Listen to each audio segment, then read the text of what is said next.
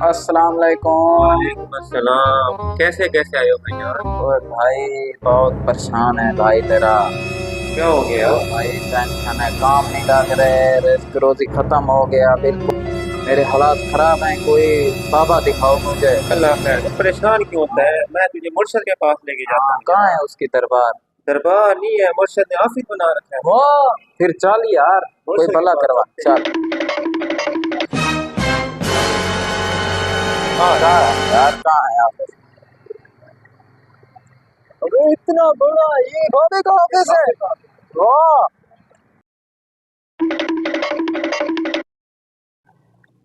بہت بڑا آفس ہے یار بابے کا۔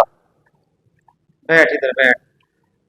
یار بابا تو مجھے فراڈ ہی لگا۔ بابا جی، بابا جی، بابا جی، بابا جی،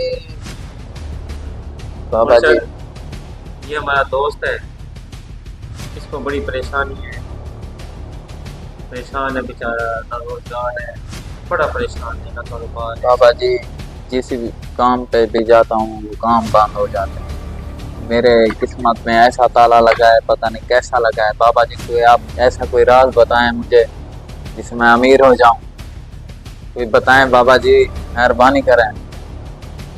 ہاں جی، مہربانی کریں، بچہ بڑا پریشان ہے، بڑا یہ خودکشی کرنے جا رہا ہے، پڑھ کے نکلا۔